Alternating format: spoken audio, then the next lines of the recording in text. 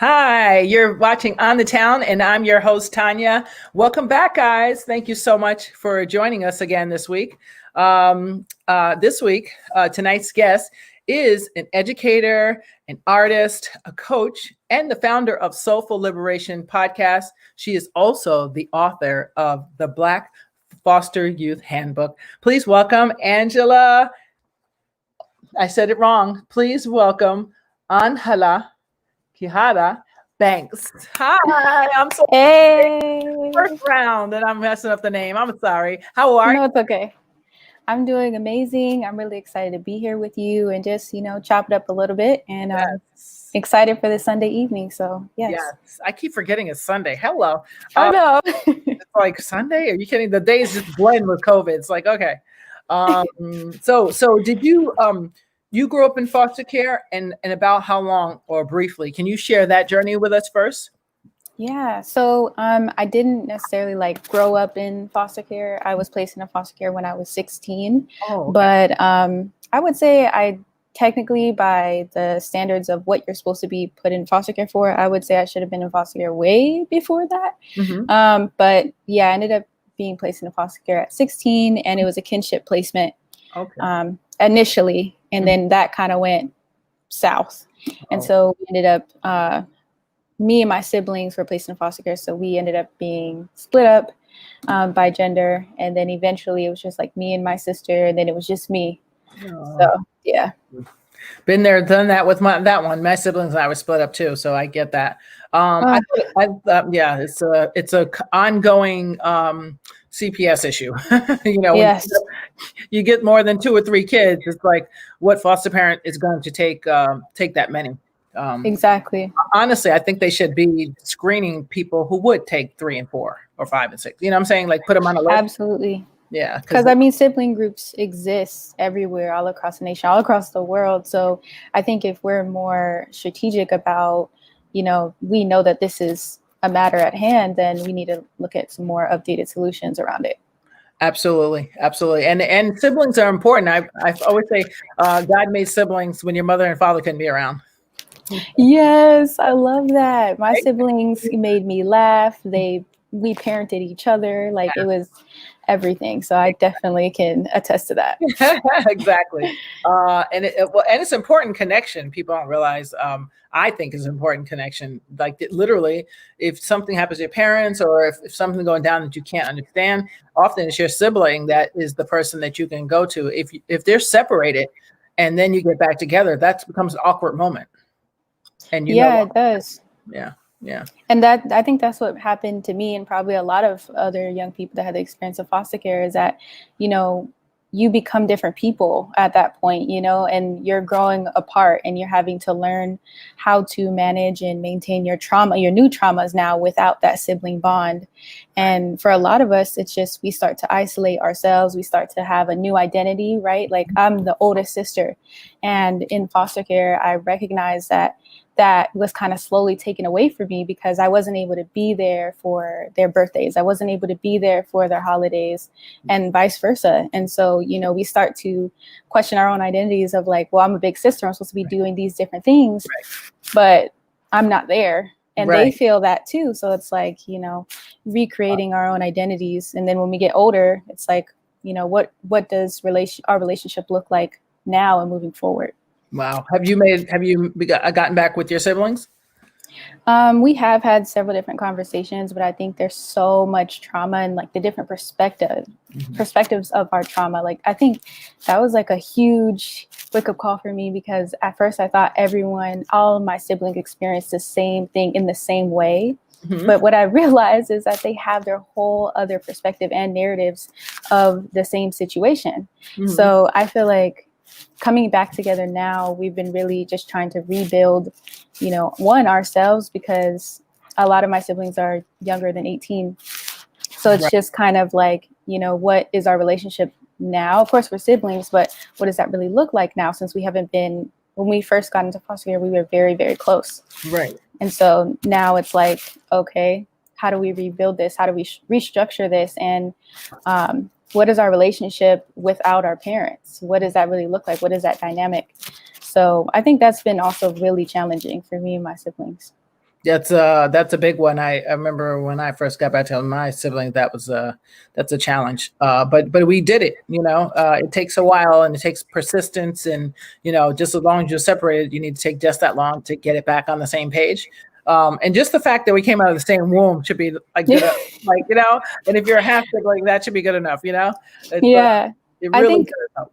I think one of the biggest pieces that was a driving wedge between us, though, was unfortunately like our supportive adults, or who were supposed to be our supportive adults, like our foster parents and stuff, because they used our relationship, because we were so close, as a like punishment if we didn't do things right. Like if we didn't have straight A's because of our reactions to trauma, or if someone acted out, then it was like, you can't talk to your sister for this month, or you can't go and visit with your siblings for this next 3 months, or this Christmas.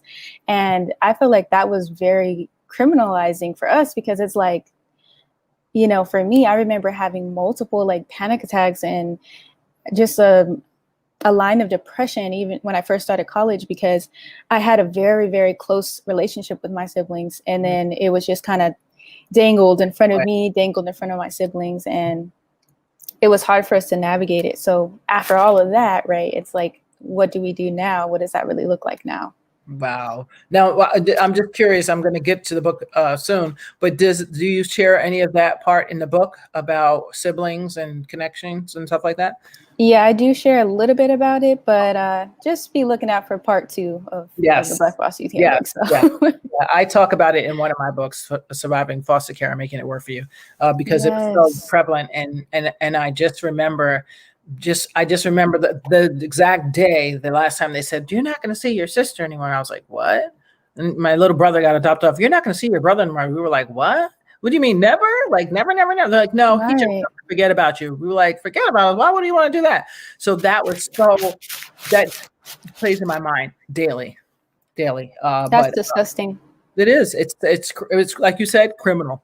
So I thought it would be fun if I read some statements that you wrote in the book, and then you can break them down for our viewers. How about that?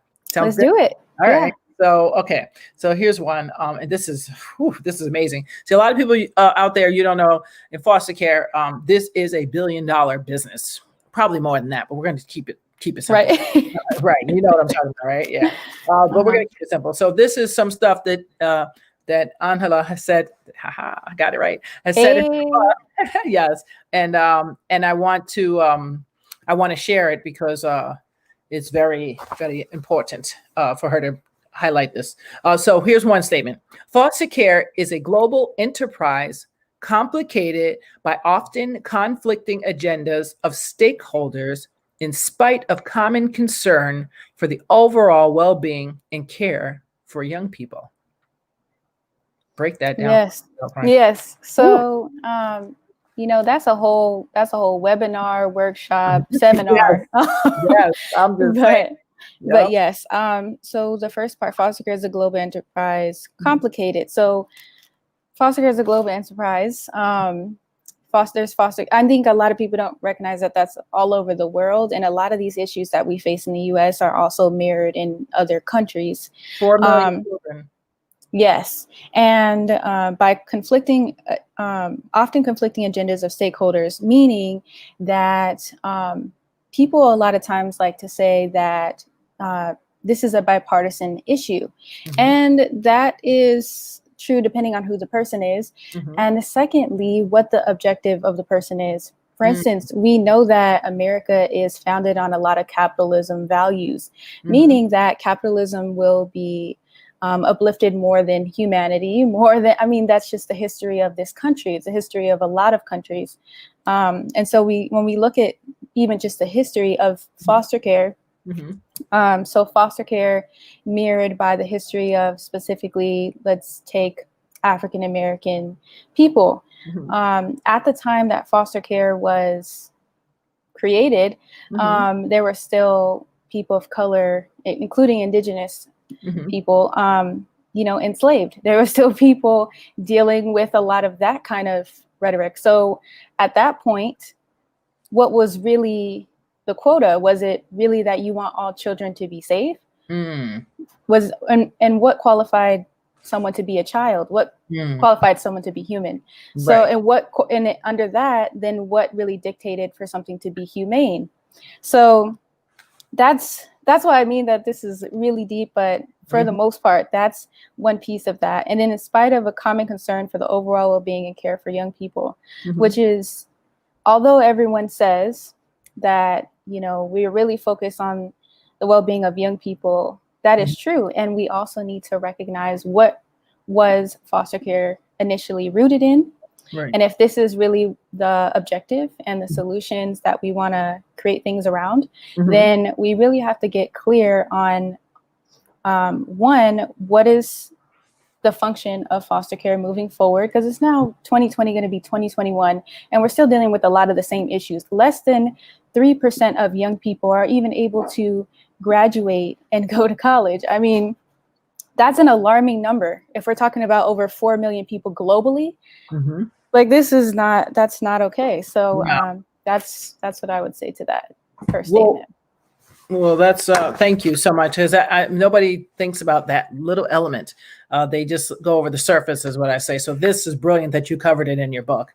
And so in the title, The Black Foster Youth Handbook, why did you name it that particularly? I was just wondering. And that's another seminar, but we're going to go ahead and I know. So yes, the Black Foster Youth Handbook is never to negate or erase anyone else's experiences, or to say that one experience is more frustrating or upsetting or just gruesome than the other, but instead just shedding a light on a different perspective, one that is not talked about as often. And that is the plight of young people of color and all people of color that from the history of specifically this country and what has happened. And as I said, the intricacies of that history and foster care's history. And so, again, if we're looking at the well-being of young people, that young person is connected to a family. And that family, depending on where they're from and what their lineage is about, could have been connected to that horrible time of slavery. And that doesn't just get erased because people don't want to acknowledge it. It's more so that, different behaviors and coping mechanisms get passed down that are not positive or enlightening or healing. Instead can be very destructive, harming, and degrading, to say the least. So just thinking about those different things in my personal life, I'm of African descent on my father's side and indigenous on my mother's side. And so knowing that and going back into the history, seeing how colonization has showed up in my family and how I got into foster care. Yes, there were some horrific things that my parents had done, but what also happened to them to make them think that certain things were okay or certain things were accepted, and they really weren't. And so I had to just kind of unravel that, and I'm still unraveling it. But yes, the Black Foster Youth Handbook is, to really help young people to really see their pain and really focus that into what is their purpose and how they can tell their story in a way that empowers them and others. Brilliant. Absolutely brilliant. Here's another one. Any institution involving billions of dollars is bound to require periodic assessment, accountability, and reform. Girlfriend, you are hitting it. You're hitting it on the head, okay? I'm just telling you.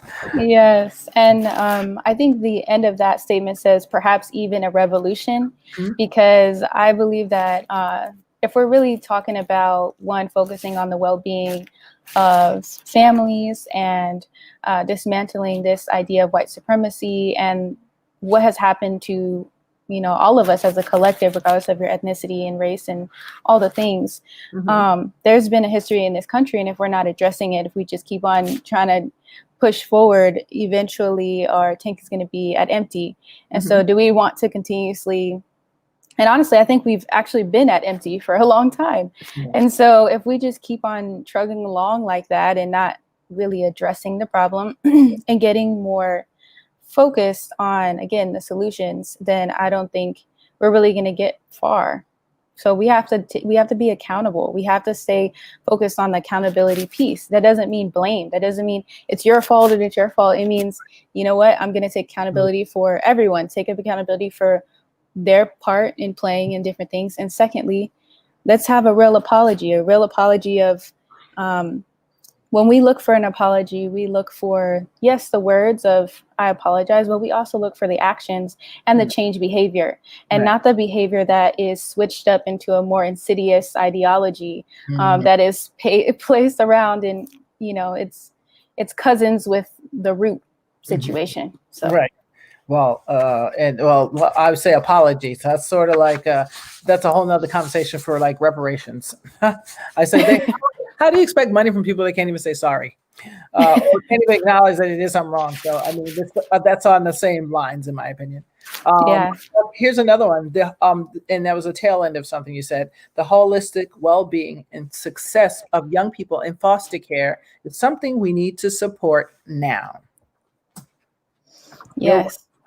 The holistic approach, and not just, for instance, I have several family members that have been in foster care, and also I've traveled across these states from Washington, D.C. to North Carolina, to even outside the country, to London, to Paris, to Japan. And what I've learned is a lot around foster care is, you know, when someone shows a symptom, people are ready to give medication. And that's not fair, because, you know, if a burn victim flinched around fire, then people would recognize that to be connected. But for some reason, when people are experiencing severe childhood trauma, and for instance, for me, I would self-isolate. I would go into the room. You couldn't get me out of my room. Unless you came in there, of course, after a period of times, and I noticed I could trust you. But I mean, that was a symptom to a cause. That wasn't just, oh, she's stuck up, which is a lot of things that people would label me as, like, she's stuck up. First of all, how am I stuck up and I'm in foster care? Hey, thank you. That's another. Welcome to the club. They used to call me bougie, and I was like, okay, maybe they saw my future me, because they were right. Okay, they were right. It's all good. Yes. And I think that at the end of the day, we really just need to have more grace, and also focusing on, like, you know, yes, this person has gone through a lot of different things. There's going to be some things that show up, and it's probably not going to be great, but let's not force medication on there. And I think the holistic well-being means let's really take care and nurture this person's mind, their body, their spirit, not necessarily just, okay, they're acting a certain way, so let's go ahead and medicate them because they're not happy. Well, they're not happy. They got separated from their parents, separated from their siblings, and trauma. They don't know who you are. Like, massive, and then for some neglect. I mean, those were just themselves alone is enough to have the symptoms. Like, can we have a minute here, please? You know, it's like, I don't understand. They're really medicating foster youth. And I see a lot who are getting prescribed anti-psych medicines. And that's a big problem. Absolutely. For me, it disgusts me, because I meet young people all the time, and I have so many stories with that, but I meet young people all the time, and I find out that they have all these different medications of mood stabilizer, but one mood stabilizer, and then another one that goes against those other symptoms of that one, and it just goes on and on. Yeah, I've seen kids on Prozac and then lithium. I'm like, wait a minute. Wait, let me get this right. Prozac and lithium. How does that work? You're trying to kill them, aren't you? That's what you have to do. At this point, what is the point? I've seen kids. What else? Oh, and this is the kicker that I've been doing a little research on. I find that they give the African American children the Prozac antidepressants, and they give the white children what's it called? Not Ritalin, the other one. The one that helps you learn fast and helps you get good grades. Oh man, I know what you're talking about, but I can't think of the name. Oh my gosh. Really? I'm having a senior moment. Oh my God. Senior moment at 50, I won't say 50 something. Yes, 50 something. Yes. It's the other one. They're all getting it. Oh my gosh, really? It's an amphetamine. I'll come back to that, but they are giving the Caucasian kids that, and what's happening is they excel in school and do really well in every Adderall. Thank you, God, Jennifer. Thank you, Jennifer. Yes, Jennifer. Thank you, Jennifer. Jennifer saves the day. Thank you, Jennifer. That's it. Adderall. They're giving that to them, and they're giving the other kids antidepressants, which is causing like the Dylan Roof syndromes. The people that just whack out and like, because if they don't get it and take it consistently, or if they're smoking marijuana with it, or drinking with it, or doing, young people that test and whatever, then that causes a whole nother set of yes, thank you, Jen. That caused a whole nother sets of problem, but no one's even addressing that yet. And you say a lot of people in jail, a lot of them have been in foster care. Mm-hmm. And there's a link right there. When I talk to young people, I try to get their history and see, okay, yeah. And did you ever take any antidepressants? Did you ever do this, do that? And I'm seeing a little pattern here. I'm like, wait a minute. Why didn't they give them the Adderall? Because then that'll help them help anybody do good under grades. Anybody right. like a super organizer on that thing. And that's fine. It's just like, why are they giving them the antidepressants, which causes other problems and which can actually cause suicide and homicide? Like literally, if you're not monitoring what you're doing, it can cause other issues. So I don't know. I think I don't know. I mean, I'm all for parents, if you got a problem, try to get it together so you can keep your kids. That's more where I'm coming from. Right. Or if you're a family member, try to take your cousins or your nieces and nephews or your sister's kids or brother's kids. Try your best to keep them in the family, because where they're going to is not good. So here's another one. Let's see. We got, in the book you talk about, what is it? Intentional exercises that you do and tips for the kids to do. This is good. So tell us about that, how you structured that for the book so that they would get something out of it.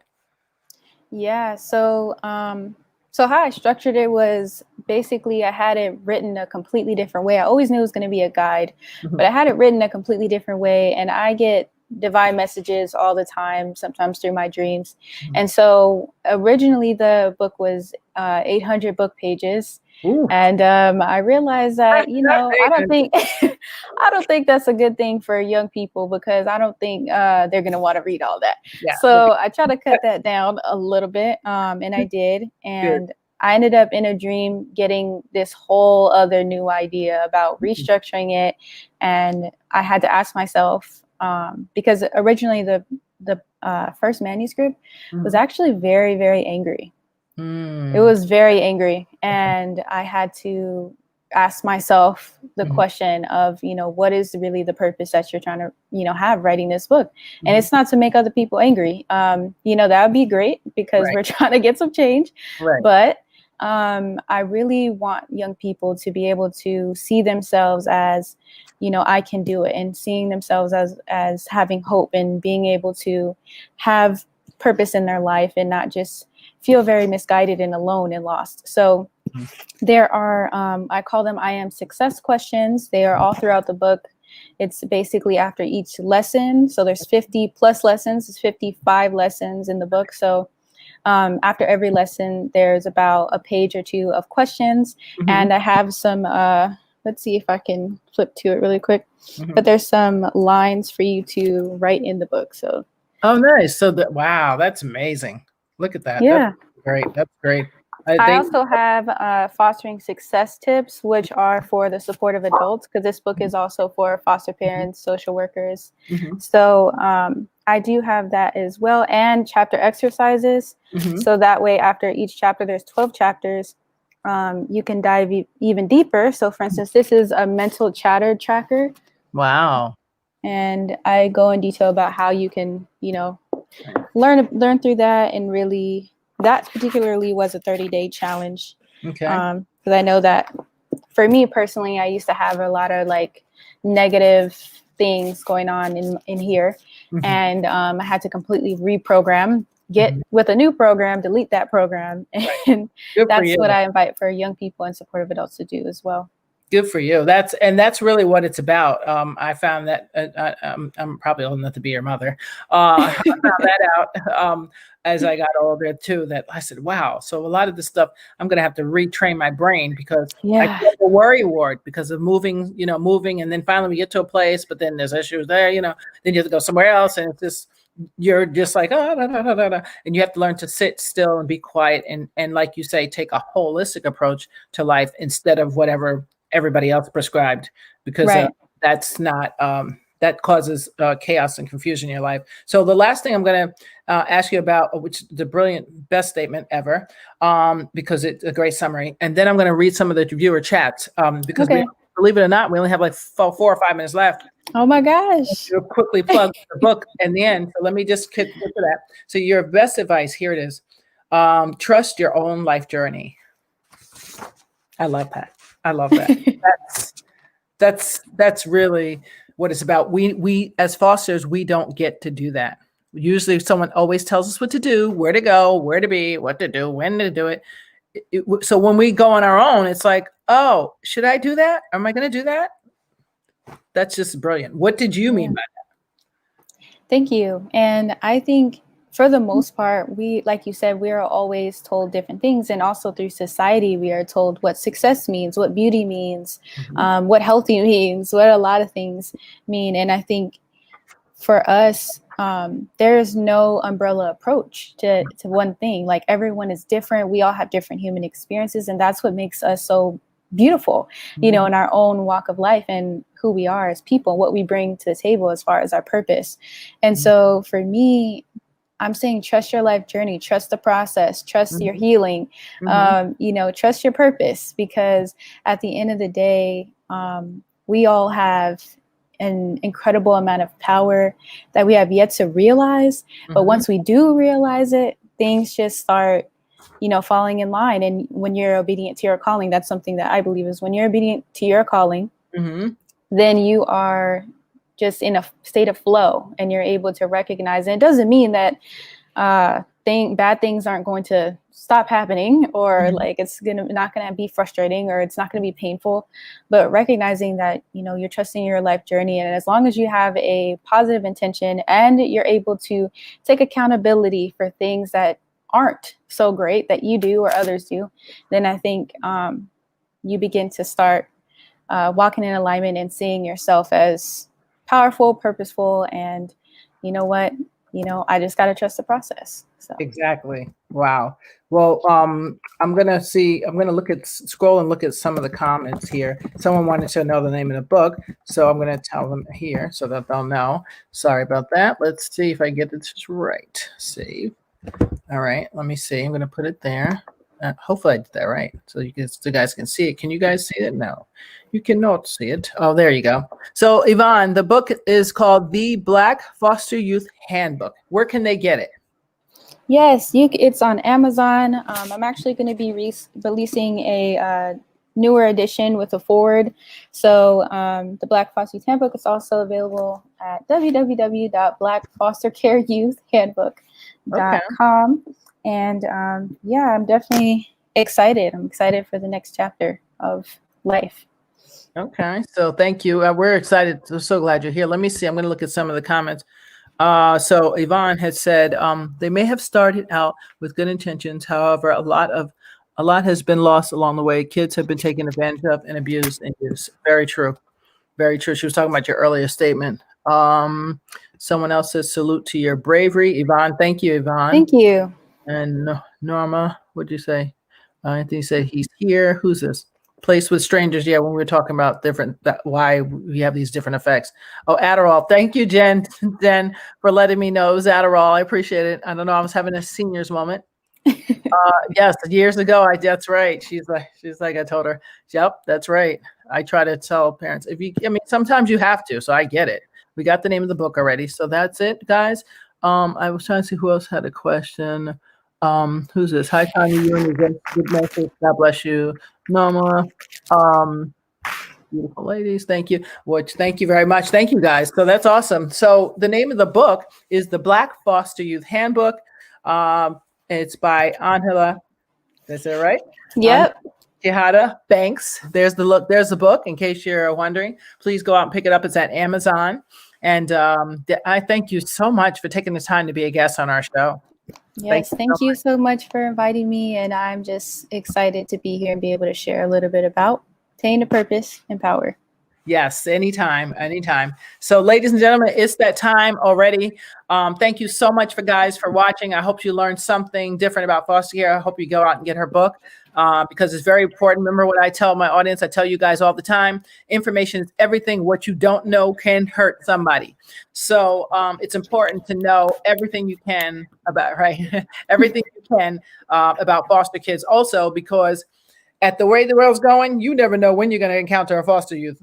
And I'm telling you this because, I mean, since COVID alone, you know, 4,000 kids have become foster kids since COVID. So I'm just saying, it sounds like, oh, Tanya's bombarding me with this information, but I do it out of love. I do it because someone knew about it when I was in on writing a book. It's hard to collaborate. Thank you. That's a good idea. Actually, I have another idea, but we'll go there later. Information's everything. So try your best. I know sometimes it's overwhelming that I give you information, but I do it out of love because I know because someone knew something when I needed it, it helped save my life or change my life. So that's why I do Powerful. it. Yeah, it's everything. So go out and get the book. And again, just in case you forget, the Black Foster Youth Handbook. Okay, good to know because you can share the information with some young person. You can give it as a Christmas gift, and you can give it to a social worker, somebody you know working CPS child. They need that book. They do. So get it. They really do. Yes. And don't forget, I'll be back again Saturday with 5 Black comics. Don't forget to go to their page, 5 Black comics. Press like and subscribe because I'm their new co-host. Yes. Okay. Yes. And we talk about all things in our diaspora, and we try to come up with solutions. You know, anything, whether the Black shootings, whether it's our banks or pooling our money together, whatever it is, we talk about it all. And there's no real edit at all. And try to bring you funny somewhere in there too, because we are comics. So make sure you check out 5 Black comics every Saturday at 5 p.m. Go to the page and like it. So you'll go when we go live, you'll know that we're live. And I'll see you back here Thursday, I believe. Yeah, I'll see you back here Thursday for Tanya's Living Room Chat. And you know what that is. That's just us checking out what the latest events, we'll call them, that are happening, and seeing how we can make something funny about it. But thank you guys. I will talk to you all soon. And thank you so much for being my guest. You're the best. I can't wait to really read your book. Bye, guys.